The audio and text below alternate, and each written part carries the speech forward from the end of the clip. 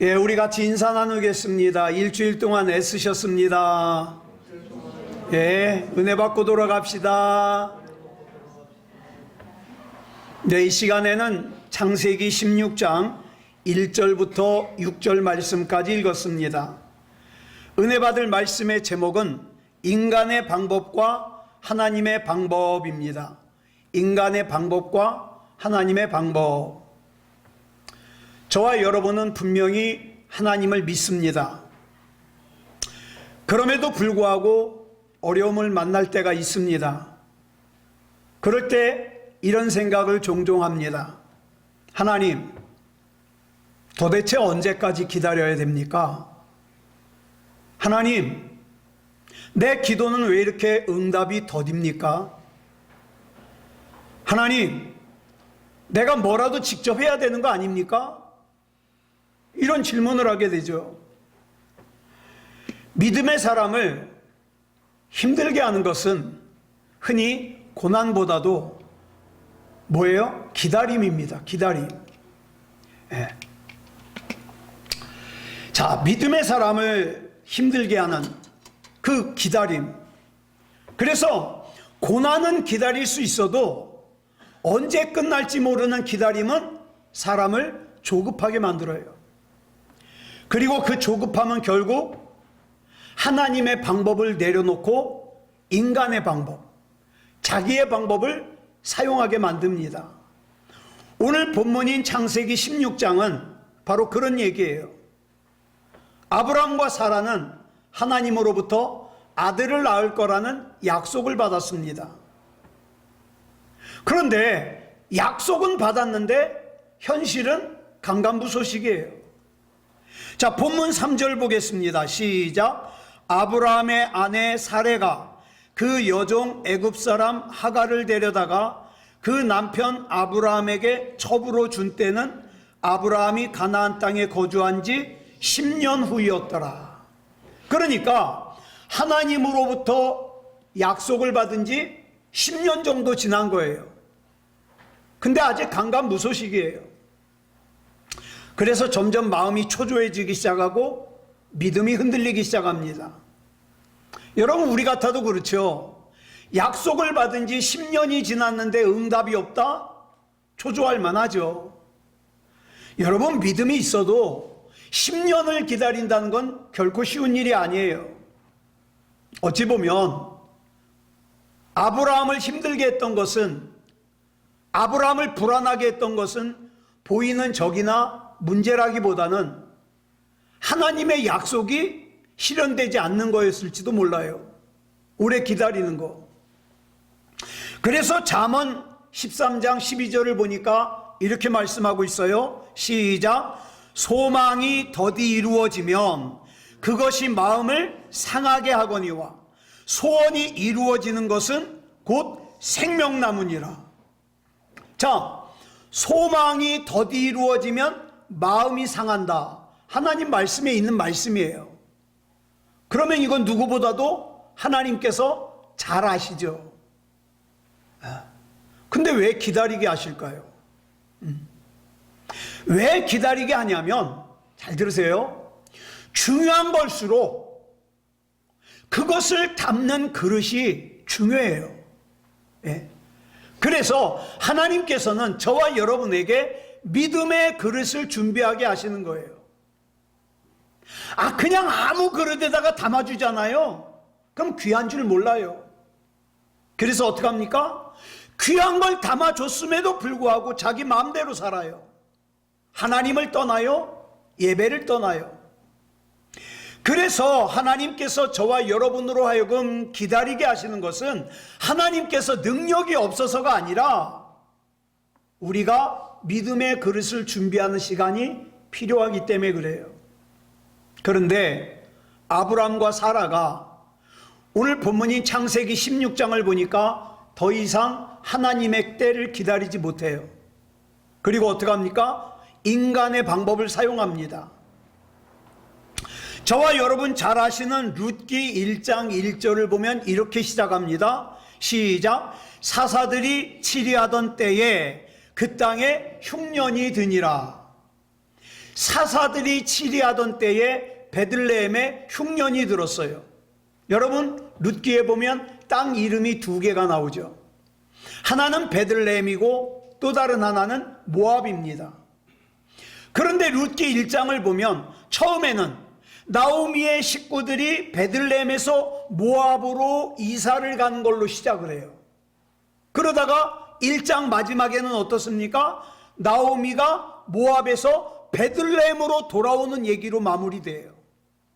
자, 여러분, 여기서 나오미의 가족이 베들레헴에서 모압으로 이사가는 거에 영적인 의미가 있어요. 또 반대로 모압에서 다시 베들레헴으로 돌아오는 것에 영적인 의미가 있습니다. 그럼 중요한 게 뭐예요?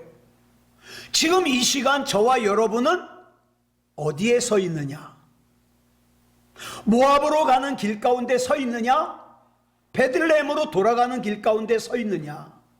언뜻 보기에는요, 베들레헴에는 흉년이 들었어요. 지금 살기가 힘들어 보여요. 근데 모압은요, 양식이 풍성해요. 그래서 모압에 가서 사는 것이 지혜로워 보여요. 그래서 세상의 눈으로만 보는 사람은 누구나 다 모압으로 가려고 합니다. 그러나 믿음의 눈으로 보니까 베들레헴은 어떤 땅이에요? 하나님의 약속이 있는 땅이에요. 모압은 하나님이 없는 인간의 방법과 수단만이 존재하는 그런 땅이에요. 그러므로 우리가 오늘 본문인 창세기 16장을 살펴보면서 아브라함이 잘못했네, 왜 하갈을 아내로 들여?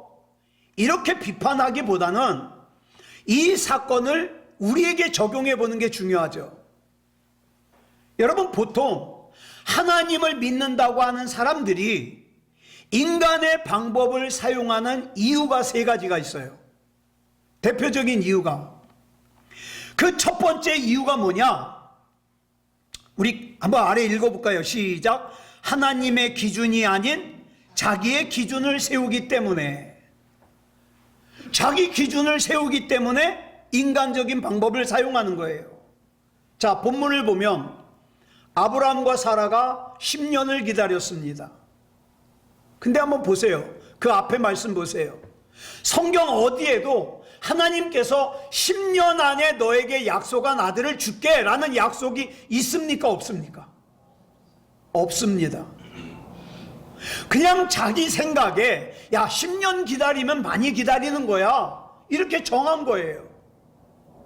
그리고 10년 안에 아들을 줄 거야, 철석같이 믿은 거예요. 그러다가 자기 마음대로 정한 10년이라는 시간이 지나자 낙심하는 거예요. 10년이나 지났는데. 여러분, 우리 안에도 그런 일들이 있어요. 하나님께서는 적어도 이 문제를 10년 안에는 해결해 주실 거야, 이렇게 생각하는데 정작 하나님은 그런 약속 하신 적이 없거든요.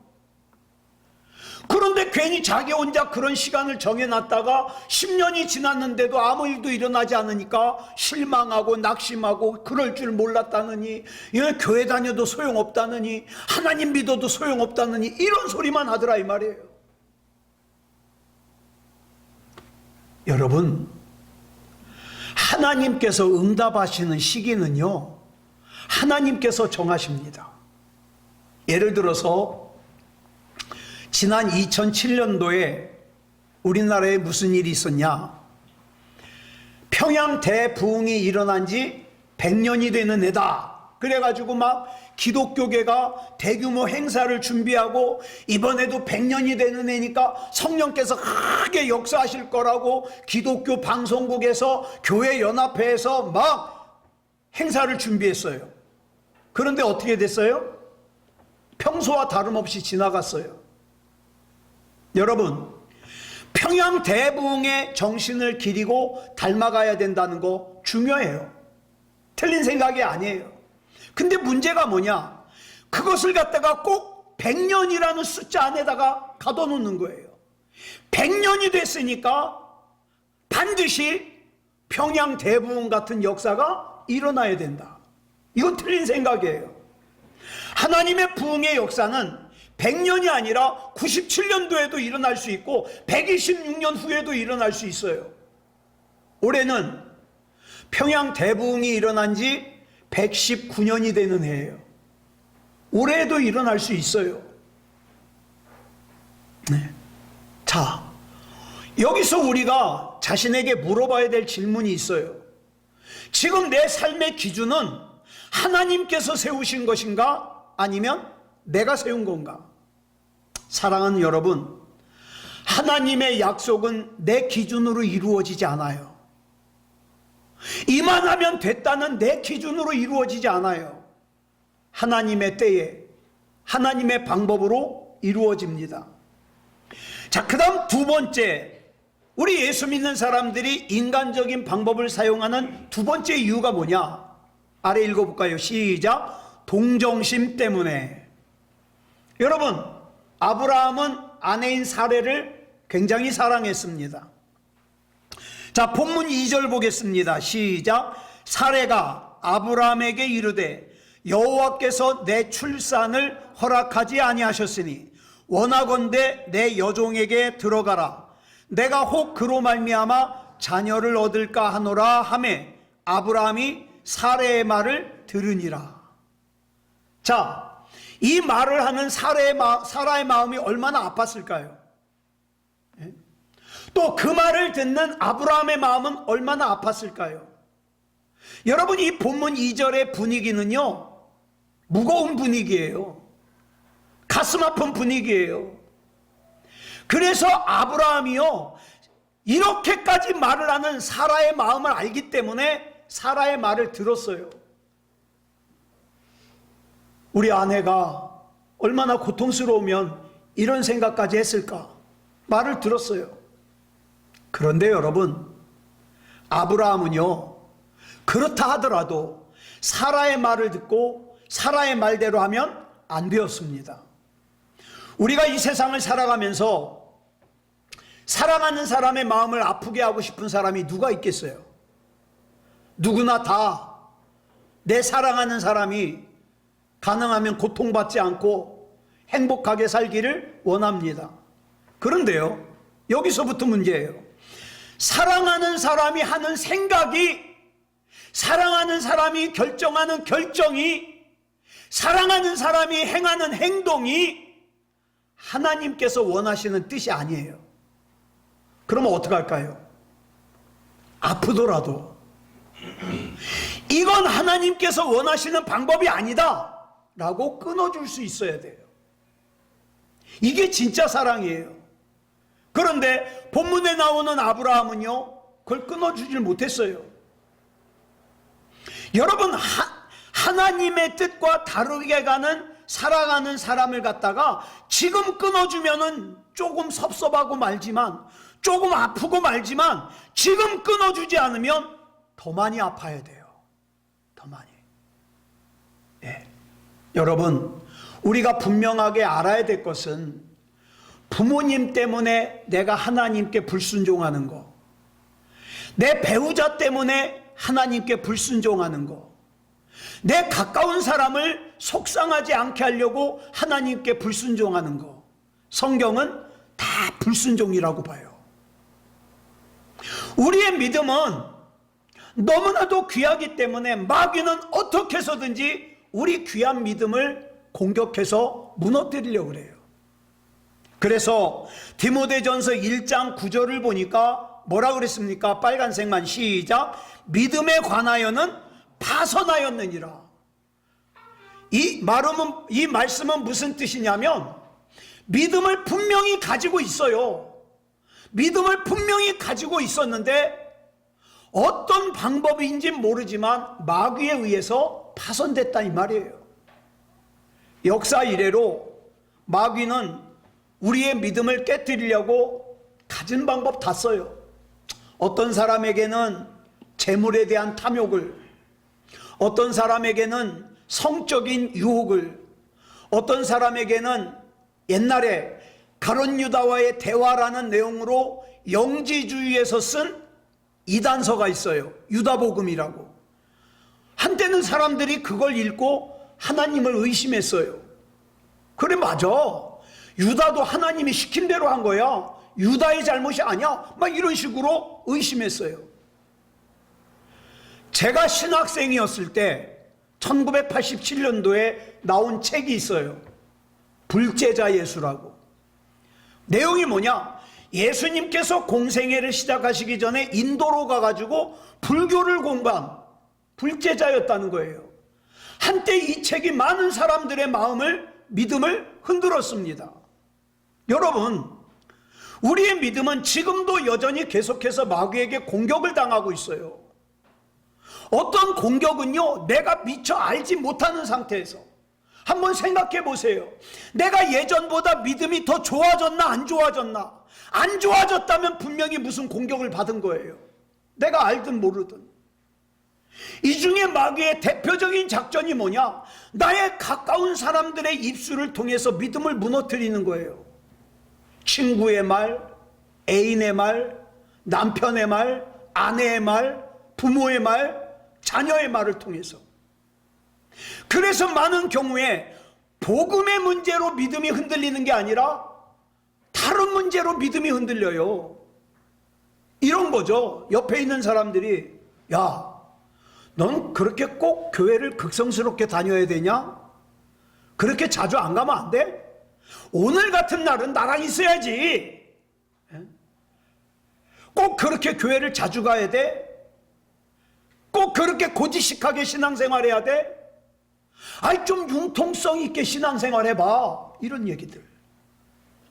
여러분, 이런 믿음을 흔드는 소리를 단호하게 끊을 수 있어야 된다, 이 말이에요. 그런데 가만히 보면 이런 하나님의 뜻에 위배되는 말을 주로 누가 하느냐? 내가 사랑하는 내 주변 사람들이 하더라, 이 말이에요. 그럴 때 본문 2절을 보니까 뭐라고요? 아브라함처럼 나도 모르게 그 말에 끌려가는 거예요. 시작. 아브라함이 사레의 말을 들으니라. 이거 들으면 안 되었거든요. 들었어요. 그래서 그 결과가 어떻게 됐죠? 불행해졌습니다. 하나님 앞에서의 믿음은 나의 사랑하는 사람들의 공격과 의심과 흔들음을 통해서 공격을 당해요. 이걸 이겨야 돼요.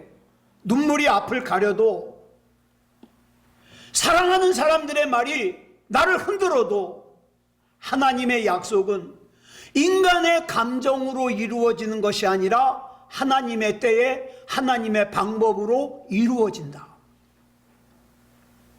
그 다음 세 번째, 왜 예수 믿는 사람들이 인간적인 방법을 사용하냐? 밑에 읽어볼까요? 시작. 부담이 적은 것을 선택하기 위해서. 여러분, 지금 인간적인 방법을 사용하자고 먼저 제안한 사람이 누구예요? 아브라함이에요? 사라예요? 사라입니다. 아브라함은 수동적이에요. 그래요? 그렇게. 네. 모든 계획과 추진은 누가 했어요? 사라가 했어요. 그냥 아브라함은요, 사라가 하자는 대로 줄렁줄렁 쫓아갔어요. 그런데 성경을 보니까 큰 책임을 누구한테 묻더라? 아브라함에게 묻더라. 내가 아무리 수동적으로 따르기만 했다 하더라도 하나님께서 책임은 누구에게 물으셔요? 믿음의 기둥인 나에게 물으셔요. 창세기 3장에서 아담과 하와가 선악과를 따먹을 때도 먼저 따먹은 건 누구예요? 하와예요. 하와가 먼저 따먹고 아담에게 따서 줬어요. 그래서 아담은 어떻게 해요?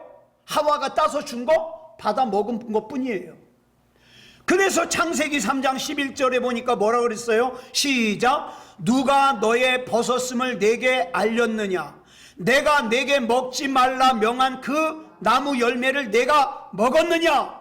그랬더니 창세기 3장 12절에서 아담이 뭐라고 대답해요? 시작.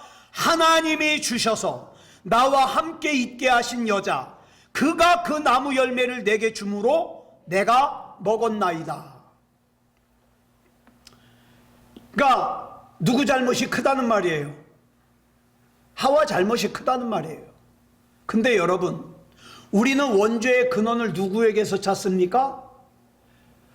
하와로부터 시작됐다 그래요? 아니요. 아담으로부터 시작됐다고 합니다. 물론 하나님께서 뱀과 하와에게도 벌을 주셨지만 가장 중요한 책임은 아담에게 물어보셨어요. 우리가 적극적으로 죄를 지은 것만 죄가 아니라 잘못인 줄 알면서도 그 잘못을 방관하는 거, 방치하는 거, 따라가는 거 죄예요. 여러분, 죄라는 걸 알았으면 거부해야 돼요. 그런데 할 수 없어서, 어쩔 수 없어서 그 죄예요. 일본의 수상 가운데 초등학교밖에 나오지 않은 수상이 하나 있어요. 초졸. 네. 우리가 어렸을 때 이런 수수께끼 내죠. 한번 맞춰보세요. 낚시를 세계에서 제일 잘하는 사람. 다나카. 다나카 수상. 이 다나카 수상이 되기 전에 대장성 장관으로 임명된 적이 있어요. 여러분, 여기서 대장성이라는 건 뭐냐면, 미국으로 치면은 대장성 장관은요, 미국으로 치면은 국무장관이에요. 우리나라로 치면 국무총리에 버금가는 자리예요. 높죠? 네. 그러다 보니까 이 대장성이라는 곳에는요, 일본에서 제일 좋은 대학이 어디예요? 도쿄대학이에요. 도쿄대학. 이 대장성에는 도쿄대학 출신들이 다 모여 있는 곳이에요. 자, 그런데 우리나라로 말하면 서울대학교 출신들이죠. 이곳의 장관으로 초등학교 졸업한 사람이 온 거예요. 그래가지고 그 밑에 있는 사람들이 기분이 나빠요, 안 나빠요? 나빠요.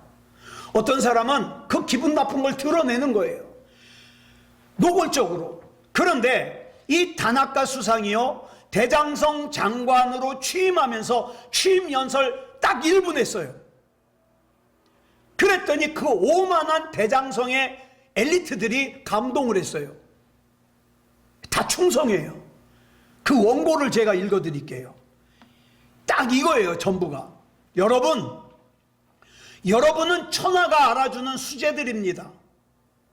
반면에 나는 초등학교밖에 나오지 못한 부족한 사람입니다. 더구나 대장성의 일에 대하여는 아무것도 아는 것이 없습니다. 따라서 대장성의 모든 일은 여러분이 하십시오. 나는 다만 책임만 지겠습니다. 우레와 같은 박수가 터졌죠. 이게 연설 끝이에요. 무슨 뜻입니까? 책임지는 사람이 지도자다. 응? 내가 가정을 책임지면 나는 가정의 지도자예요. 내가 직장을 책임지면 나는 직장의 책임자예요. 내가 교회를 책임지면 교회의 책임자예요.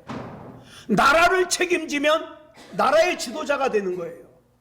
아무리 높은 자리에 있어도 책임을 지지 않으면 지도자가 아니에요. 지금 아브라함은요, 창세기 16장에서 이 책임지는 걸 배우고 있는 거예요. 책임감이 중요해요. 책임감이 없는 사람은요, 변절하기 쉽습니다. 전에 어떤 선배 목사님이 이런 말씀을 하시는 걸 들은 적이 있어요. 교회를 건축할 때 건축원금을 많이 한 교인은요, 웬만해서는 그 교회 안 떠난대요. 네? 왜냐하면 두 가지 이유죠. 떠나면 건축원금 또 해야 되거든.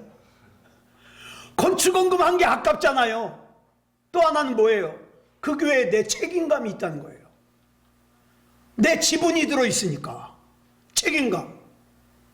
근데 그런 책임감이 없는 사람은 조금만 문제가 생겨도 떠나버린다는 거예요. 왜? 책임질 게 없거든요.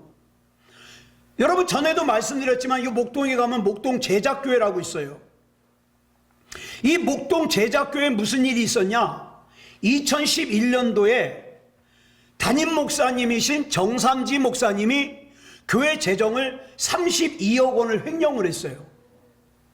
그래가지고 징역 4년 법정 구속이 됐어요. 담임 목사님이. 자, 그러면 그 교회 성도들 떠날 만하죠. 제가 나중에 놀라운 얘기를 들었어요. 그 교회 성도들이요, 거의 안 떠났다는 거예요.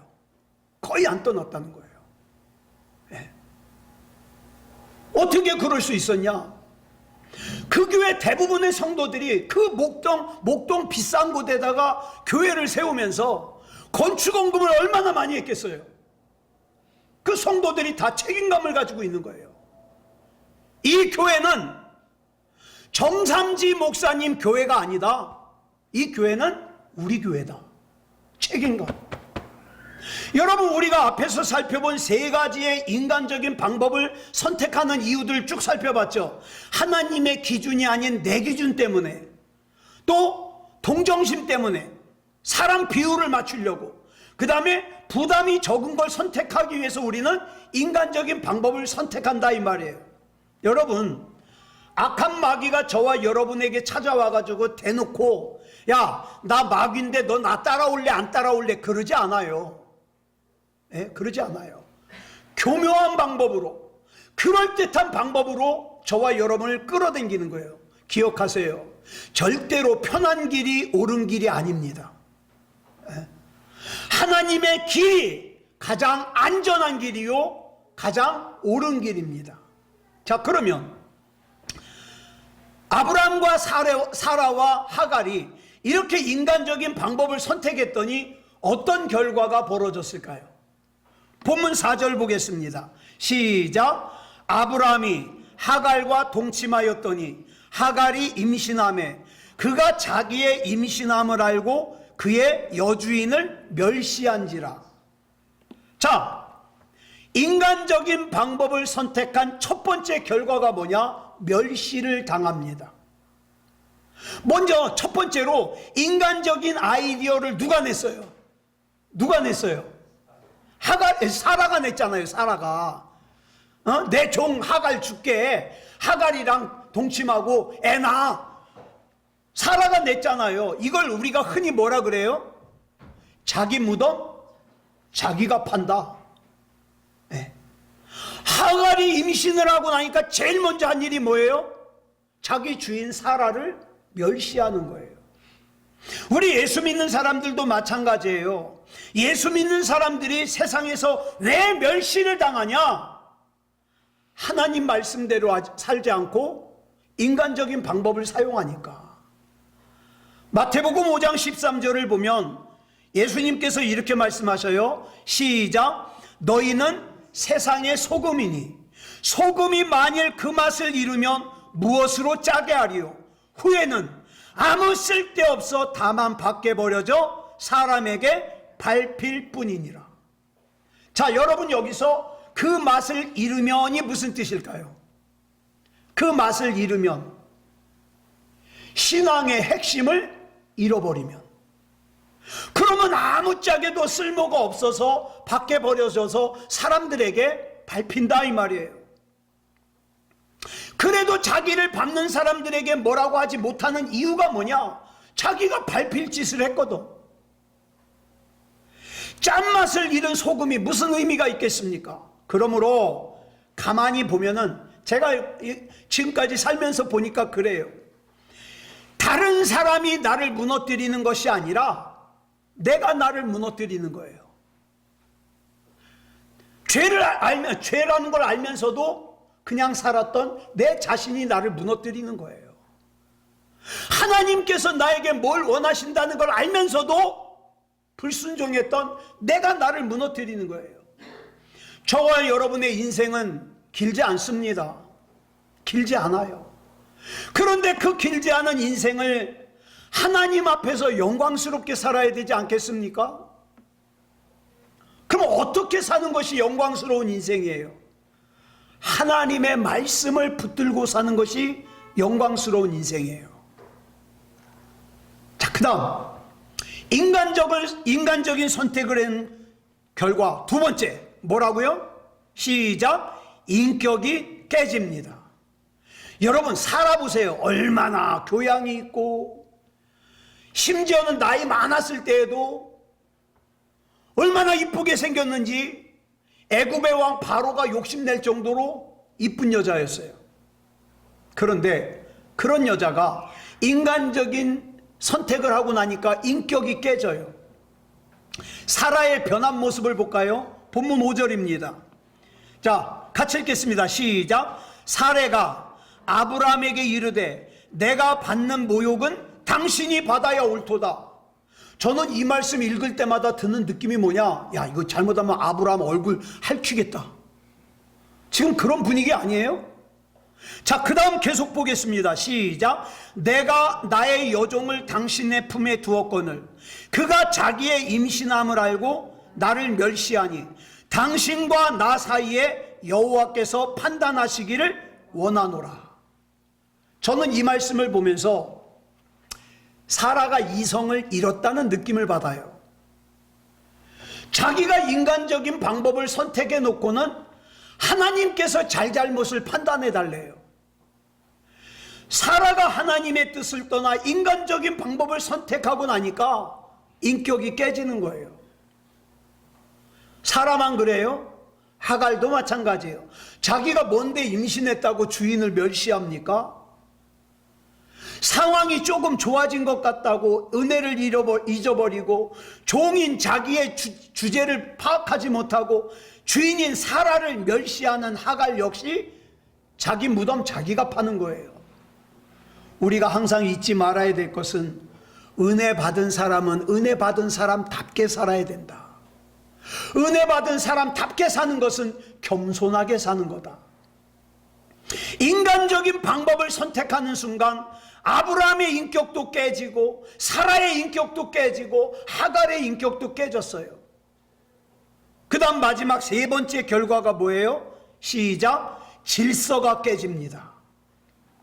자, 본문 6절 보겠습니다. 시작. 아브라함이 사라에게 이르되 당신의 여종은 당신의 수중에 있으니 당신의 눈에 좋을 대로 그에게 행하라 하매 사라가 하갈을 학대하였더니 하갈이 사라 앞에서 도망하였더라. 자, 여기 나오는 단어들 보세요. 당신의 수중에 있으니 당신의 눈에 좋을 대로 그녀에게 행하라. 학대, 도망, 이게 지금 품이 있는 믿음의 가정에 나오는 단어예요? 이건 뭐예요? 영화에서 나오는 조직폭력배에서 나오는 단어들이에요. 인신매매범들이나. 어쩌다가 믿음의 조상인 아브라함의 가정이 이렇게 변했습니까? 이유는 하나예요. 인간적인 방법을 선택했기 때문에. 여러분, 하나님의 뜻에 불순종하고 인간적인 방법을 선택하면 콩가루 집안이 되는 거예요.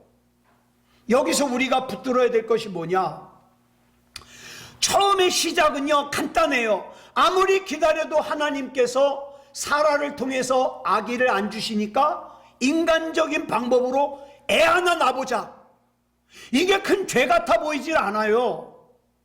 그런데 이런 인간적인 방법을 선택한 결과가 뭡니까? 기존에 가지고 있던 좋은 것까지도 다 잃어버리는 결과를 가져오더라. 그러면 우리는 어떻게 살아야 됩니까? 비록 내 생각에는 더디다고 생각돼도 하나님의 일은 하나님의 때에 하나님의 방법으로 이루어질 것을 믿고 하나님의 말씀대로 하나님의 뜻대로 살아야 됩니다. 말씀을 정리하겠습니다. 우리가 오늘 본문에서 절대로 놓치지 말아야 될 것은, 오늘 본문은 아브라함의 가정의 실패 이야기이면서 동시에 하나님의 은혜의 이야기입니다. 아브라함의 가정이 실패했어요. 사라가 조급해가지고 인간의 방법을 사용했고요. 하갈이 교만했어요. 그래서 모두 무너졌어요. 그러나 놀라운 것은 그런 가운데서도 하나님께서는 아브라함과 맺은 약속을 포기하지 않으셨다. 사람은 실패해도 하나님은 실패하지 않으십니다. 사람은 약속을 어겨도 하나님께서는 절대로 약속을 어기지 않으십니다. 그래서 마침내 하나님께서는 사라의 몸에 이삭이 태어나게 하셨고, 그 이삭의 계보를 통하여 메시아이신 예수 그리스도가 오셨습니다. 우린 살면서 하나님의 때를 기다리지 못할 때가 있어요. 사라처럼 내 방법을 고집하고 하갈처럼 교만할 때가 있어요. 그런데 그런 죄인을 위해서 예수님께서 십자가를 지셨습니다. 여러분, 하나님의 은혜를 아는 사람은 조급하지 않습니다. 믿음을 선택합니다. 내 방법 대신에 하나님의 방법을 붙듭니다. 우리의 구원은 내 자신의 완전함에 있지 않아요. 여러분, 저와 여러분이 아무리 노력을 한들 완전하겠습니까? 완전할 수 없어요. 그럼 우리는 뭐 붙들어야 돼요? 내 완전함이 아니라 하나님의 신실하심을 붙들어야 됩니다. 자, 그러므로 조급해하지 마시기 바랍니다. 당장 내 눈앞에 답이 없어도 하나님의 약속은 여전히 살아있음을 믿으시기 바랍니다. 하나님께서 일하시는 것이 늦는 것 같아도 절대 늦지 않아요. 하나님께서 내 문제에 침묵하시는 것 같아도 하나님은 여전히 일하고 계십니다.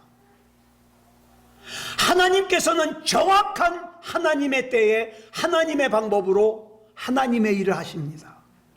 그러므로 저와 여러분은 인간의 방법을 내려놓고 하나님을 절대적으로 신뢰하면서 하나님의 말씀을 붙들고 하나님의 방법으로 믿음다운 믿음을 사는 저와 여러분이기를 그리스도 예수님의 이름으로 축복합니다.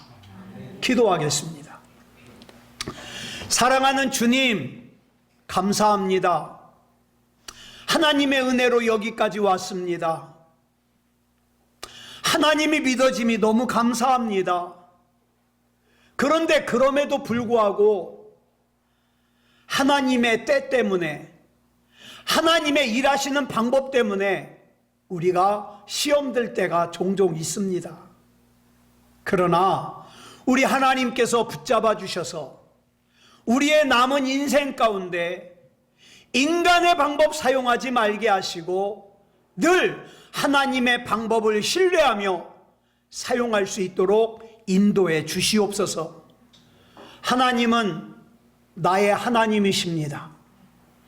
시험에 들지 않게 하시고 하나님이 여전히 일하고 계심을 믿으며 하나님 바라보고 하나님의 뜻을 신뢰하며 살아갈 수 있도록 인도해 주시옵소서.